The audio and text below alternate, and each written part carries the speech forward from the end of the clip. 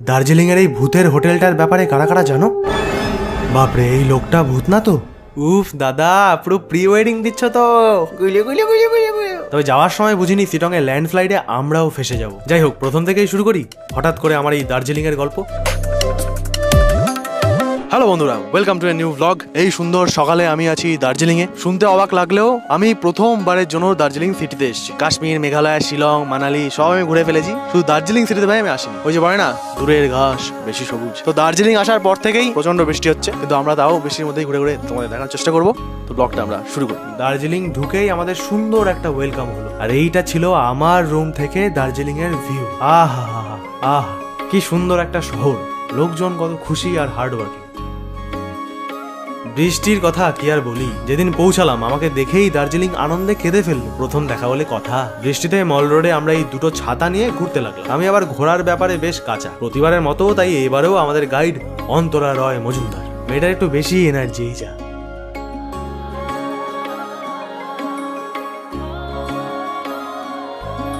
Street food দেখলেই আমার আবার কেমন কেমন হয়, আর এখানে তো দেখছি এলাহি ব্যাপার। না ভাই, আর পাচ্ছি না, এত সুগন্ধে দুটো চিকেন লেগ পিস চুপচাপ সাটিয়ে দিলাম। এই যে কোথাও বেরোলে নিজের মতো ঘুরতে পারি না, অনেকে কমেন্টে বলো খারাপ লাগে না। দেখো, খুব কমই খারাপ লাগে। I wanted this life. আমি স্বপ্ন দেখেছি এরকম জীবনের মানুষ আমায় চিনবে, অ্যাকনলেজ করবে। খারাপ লাগার কি আছে? পরের দিন সকালে উঠেই আগের দিন কেনা চশমা পরে বেরিয়ে পড়লাম এই সুন্দর শহর দার্জিলিং। আর এখানকার ম্যাক্সিমাম দোকান দেখছি সব 80s।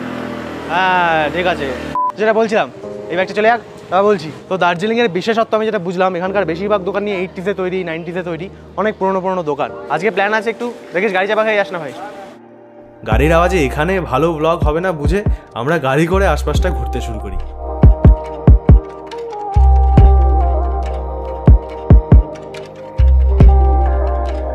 ড্রাইভার দাদা বললো সামনেই নাকি একটা সুন্দর টি গার্ডেন আছে, কিন্তু ভাই পেছনটা এমন সাদা, কোথায় টি কোথায় গার্ডেন কিছু বোঝা যাচ্ছে না। এরকম দারুণ ফুল আছে এখানে। ফুল দেখলেই আমার মাথায় আসছে শুধু ওই মহিলাটার কথা, যে সমস্ত ফুল রান্না করে খেয়ে ফেলে।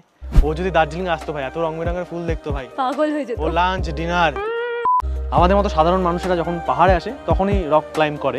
অনেকে দেখছিলাম আসার সময় আমরা অনেকে রক ক্লাইম্ব করছে, কিন্তু কে বলতো শহরের থেকেও রোজ রক ক্লাইম্ব করে? রকের বউ।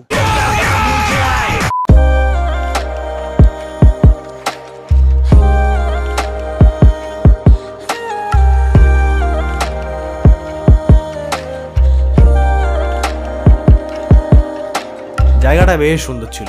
যাওয়ার সময় একটু চা নিয়েছি।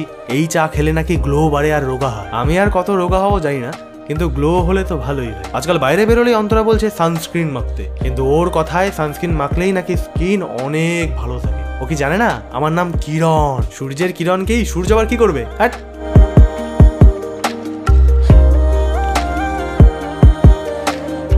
এটা হচ্ছে সেই ট্রেন লাইন। এই ট্রেন লাইনগুলো আমাদের মানে এমনি নর্মাল ট্রেন লাইন থেকে সরু কেন? ট্রেনগুলো কি শুরু হয়? এবার ঘুরতে ঘুরতে আমার পেলো হালকা খিদে। চলো কিছু খাওয়া যাক। এখানে অনেক ভালো ভালো দামি দামি রেস্টুরেন্টই আছে, আমরা ঠিক করলাম যে এখানকার অথেন্টিক রিয়েল যেটা খাবার এখানকার লোকেরা খায় সেইটা আমরা খেতে চাই। খাবারের কথা বলতে হলে খুবই ভালো ছিল, খুবই মানে খুবই। আমি সবাইকেই সাজেস্ট করবো তোমরা এখানে এসে লাঞ্চটা করতেই পারো একদিন। থ্যাংক ইউ ফর দ্য চুমু কিউটি। পাশেই ইন্ডিয়ার হাইয়েস্ট রেলওয়ে স্টেশন ঘুম। জানো, সকালে ঘুমের জন্য ওখানে আর যেতে পারিনি, সরি। ফাইনালি কান্নাকাটি থেমেছে, মানে বৃষ্টি বন্ধ হয়েছে, রোদের দেখা আমরা পেয়েছি। সুন্দর খাবার দাবার খেয়ে আমরা এখন এসছি রেইনবো ওয়াটারফলসে, সেদিকেই যাবো। ততক্ষণ এই বাড়িটা দেখো, বাড়িটা কিন্তু এই সুন্দর। কাকু বেয়ে দেখলাম গাছপালায় কীটনাশক দিচ্ছে, এখানে সুন্দর করে চাষাবাদ করে। এই ওয়াটারফলসের এখানে খুব বেশি মানুষ আসে না, আর আমি আমার ব্লগের জন্য এমন জায়গায় তো খুঁজছিলাম। রাস্তায় এই লোকাল দাদার কাছে এর ব্যাপারে একটু জেনেও নিলাম। Okay, I will introduce myself first. Okay, my name is Jiban, I am from this place only. দাদার ইংলিশটা কিন্তু ওয়াও আছে। এই ইংলিশ ম্যানের কাছ থেকে জানতে পারলাম এই রেইনবো ওয়াটারফলসের জল কখনো নাকি শেষ হয় না। আর যাওয়া ঠিক হবে না। ঝর্ণার সামনে পাথরগুলোতে আমি খুব বেশি পাকা মারতে যাই, কারণ অলরেডি সুন্দর একটা পাস্ট আমার আছে। পিছলে পড়ে মানুষের যেই অংশ থেকে লেজ বিলুপ্ত প্রায় হয়েছিল, সেখানে একটা পাথরে যা ব্যথা পেয়েছিলাম ভাই, ভাবলেই সিদ্ধারা টান পড়ে যায়। এইসব স্টান্ট তাই নিজ দায়িত্ব করবেন, ভুঁড়ি থাকলে একদম না। অবশেষে এই কাঠের ব্রিজ আর সরু সরু রাস্তা পেরিয়ে আমরা ফাইনালি মেন ওয়াটারফলটার কাছে পৌঁছালাম। ভাই হেব্বি সুন্দর ভাই। তারপর আমরা এখানে একটু লোভ সামলাতে না পেরে ড্রোন উড়িয়ে দিই। এই ড্রোনের মেমোরি কার্ড আনতে আমি আবার ওপরে উঠেছিলাম। এই জীবনে শুধু কষ্ট ভাই, শুধু কষ্ট।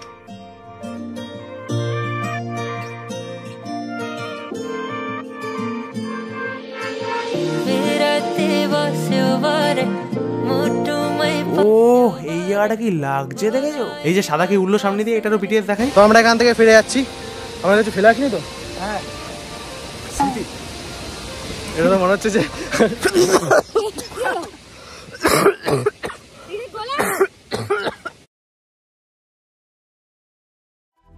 না রে না রে না রে না রে কেন করলে এই এই এই না না একদম মারবেন না, গার্লফ্রেন্ড একদম মারবেন না। কি করবো, এই মেয়ের উপর আমি রাখতেই পারি না, হেসে দিলে আমারও হাসি পেয়ে যায় ভাই। এরপর দেখলাম বেশ সন্ধে হচ্ছে আর এলাকাটা বেশ ফাঁকা হচ্ছে, তাই চুপচাপ হোমস্টের দিকে যাওয়াই বুদ্ধিমানের কাজ। এই মেয়ে যেখানেই ফুল দেখে দাঁড়িয়ে যায়। আরে ফেরার সময় আরো এক কিউটির সাথে আমাদের দেখা হলো। অনেকেই জানো নতুন একজনকে বাড়িতে অ্যাডপ্ট করেছি আমরা, সময়ের অভাবে কিছুতেই তাকে ফ্লাইটে আনা গেল না। এদের দেখলেই মনে হচ্ছে ওকে নিয়ে এলে ভালোই হতো। আমাদের এই ট্রিপটা সুন্দরভাবে প্ল্যান করে দিয়েছে wow getaways. All over north Bengal এবং সিকিমে ওয়াও গেটওয়েজ খুবই ট্রাস্টেড একটা হোমস্টে চেন। ওরা বেস্ট ট্যুর প্যাকেজ এবং ক্যাব সার্ভিস প্রোভাইড করে প্রফেশনাল এবং বেস্ট ড্রাইভারদের দিয়ে। রাতে ফিরেই আমরা দীপঙ্কর দার হোমস্টেতে লোকাল স্ন্যাক্স খেলাম। तो ये आप जो स्नैक्स ना आज का ये ट्रेडिशनल है आपका, ये रोटी हम लोग सेल रोटी बोलता है तो या, और ये हमारा नेपाली ट्रेडिशनल आलूदम होता है, वैसे आपका भी होता है ये। हाँ, हमारा यहाँ का आलूदम है, मतलब ये इसको भुजिया डाल के, और ये हम लोग लोकली मामा भी यूज़ करते हैं। পরের দিন সকালে উঠেই হোমস্টে থেকে আমরা দীপঙ্কর দার নিজের বাড়িতে গেলাম। দীপঙ্কর দা জয়েন্ট জয়েন্ট ফ্যামিলিতেই এই বাড়িতে বড় হয়েছে। একটা নতুন রিসার্চ হয়েছে, যারা বড় ফ্যামিলিতে একসাথে থাকে তারা একটু বেশি দিন বাঁচে। ইয়ার কি মারছি না, সত্যি। কলকাতা, ব্যাঙ্গালোর বিভিন্ন জায়গায় হোটেল ম্যানেজমেন্টে জব করে দীপঙ্কর দা নিজের ওয়াইফের সাথে ওয়াইফাই ছাড়া এই হোমস্টেটা শুরু করে। গুড ডিসিশন দীপঙ্কর দা। এই দেখো, এই স্কুলটাতেই ইয়ারিয়া মুভি শুট হয়েছে। 2তে তো আবার আমাদের ইয়াশদা আছে।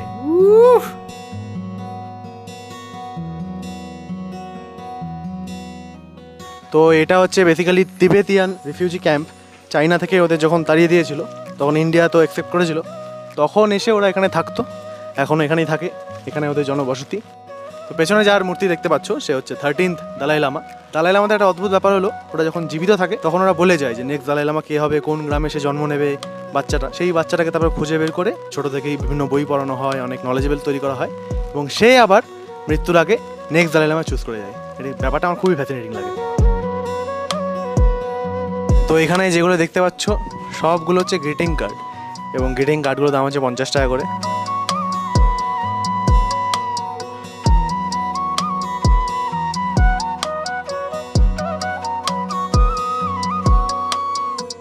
अब कब से ये बना रहे हैं? हाँ, हम लोग तो बहुत साल हो गया, 40 साल से सब हो गया ये बना के। हाँ, यहाँ पे हाँ, आपको तिब्बत घूमने जाना है? नहीं, हम लोग को कहाँ जाने देता है, नहीं जाने देगा ना। अगर जाने देता तो आप जाते। हाँ, जाते हैं। একটা দেশ থেকে চলে এসে নতুন একটা দেশে নতুন করে জীবন যাপন অতটা সোজা নয়। এখন বলতেই পারো বঙ্গাই, তুমি তো ইস্ট বেঙ্গল, তুমি তো এই কষ্ট বুঝবে। চুপ শালা, চুপ, একদম চুপ। এখানে শাল কার্পেট বেশ দামে কিন্তু বাইরে বিক্রি হয়, কিন্তু ওরা টাকা পায় দিন হিসেবেই। এই একটা জিনিস তৈরি করতে ওদের 1 মাসেরও বেশি সময় লেগে যায়। এত সময় তো কেউ আজকাল একটা সম্পর্কতেও দেয় না, আর এদের ধৈর্য ভাবো। এরপর আমরা ওখানকার স্পেশাল টিবেটিয়ান টি ট্রাই করলাম। এর মধ্যে মাখন নুন সব ভরে 350 বার নাকি আপ অ্যান্ড ডাউন করতে হয়। এরপর যে ঘিটা তৈরি হয় সেটা দিয়েই চাটা বানানো হয়। বাপরে, খাটনি আছে ভাই। ভালোই, মানে দুধ চায়ের মতোই খেতে, কিন্তু সেটা ধরো মিষ্টি না, একটু নোনতা নোনতা, বাকি সেম। এরপর দীপঙ্কর দাদা জুগাড় লাগিয়ে বেশ রেস্ট্রিক্টেড একটা জায়গায় আমাদের নিয়ে যায়। তো এই মুহূর্তে আমরা চলে এসেছি একেবারে আলটিমেট ভিউ পয়েন্টে ভাই। এখানে যেই দাদার বাড়িতে আমরা রয়েছি সেই নিয়ে এসছে আমাদের। সে বললো তার বন্ধু বান্ধবের সাথে এখানে আড্ডা মারে ভাই। আমরা কোথায় গঙ্গার পাড়ে আড্ডা মারি, আর এখানে আড্ডা মারে ভাই। আমি আজ অবধি যেখানে যেখানে ঘুরতে গেছি এটা আমার দেখার সব থেকে সুন্দর জায়গা।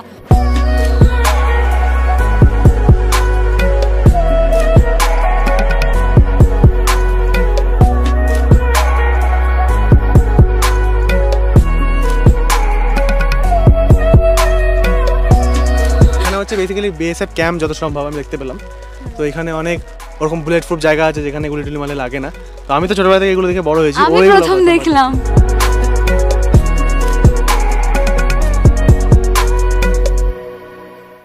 তো দার্জিলিংয়ে আমরা যেই দাদার হোমস্টেতে আছি সেই দাদার দাবাই পানিতে আরও একটা হোমস্টে আছে, সেই হোমস্টেতে আমরা একটু ঘুরতে এসেছি। তো ওই যে নিচে দেখতে পাচ্ছ ওইটা হচ্ছে হোমস্টেটা।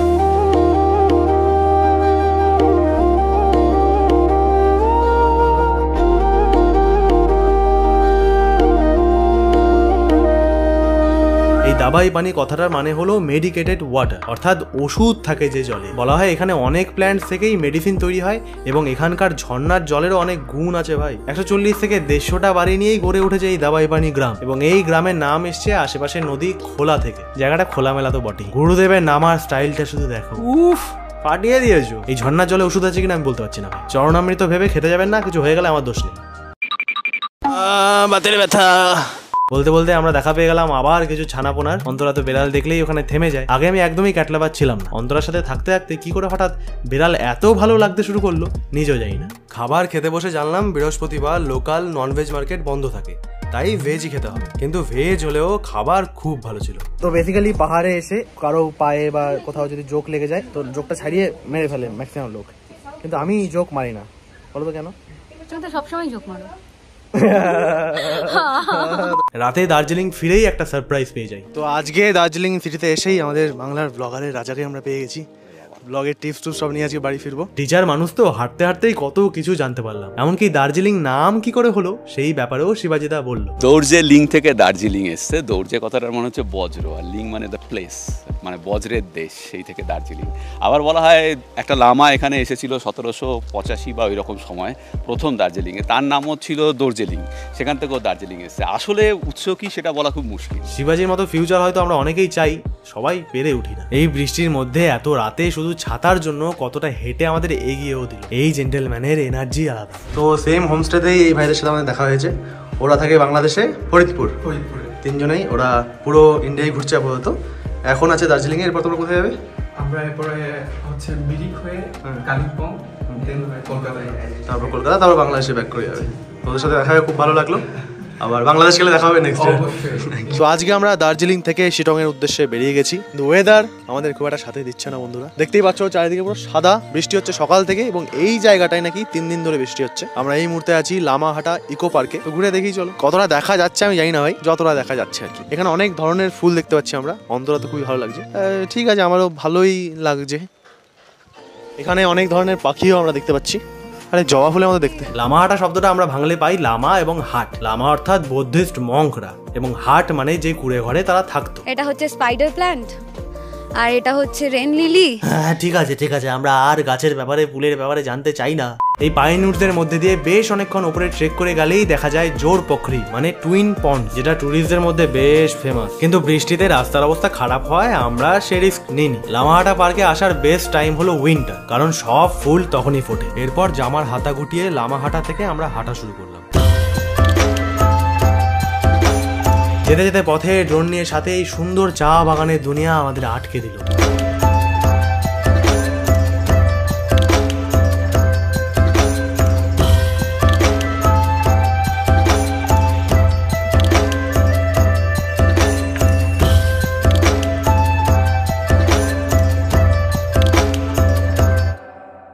এরপর যাওয়ার পথে আমরা আবার দাঁড়াই। বন্ধুরা আমরা এখন চলে এসেছি অর্কিড সেন্টারে। এখানে অনেক মেডিসিনাল প্ল্যান্টস আছে। কিন্তু ঢুকেই এই দাদা বলল সিদান নাহি হ্যাঁ। তাও অনেক মেডিকেল গুণ সম্পন্ন গাছের দর্শন করে, গোলু ভাইয়ের সাথে হালকা খেলে, ঝর্ণা পেরিয়ে জাপানের পথ অতিক্রম করে ফুল ছাড়া কিছু অর্কিড গাছ দেখলাম। এখানে আসার বেস্ট টাইম আমি মুখে বলবো না, খুব লজ্জা লাগছে, তোমরা নিজে দেখে নাও। কিন্তু সাবধান, এখানে অনেক জোক আছে। আচ্ছা, বিরিয়ানির দোকানের সামনে দিয়ে যাওয়ার সময় আমার যেমন লোভ হয়, সেরকম গাছের সামনে দিয়ে হেঁটে গেলে ভেগানদের কি খুব লোভ হয় না? মানে এমনি কৌতূহল। সত্যজিৎ রায়ের ফেলুদা গল্পে একবার পড়েছিলাম সবুজ চোখের জন্য খুব ভালো। পেট ভরে কিনা জানি না, কিন্তু সবুজ দেখলে চোখ তো ভরে। আমরা এবার ফাইনালি শিটং এর উদ্দেশ্যে রওনা দিলাম।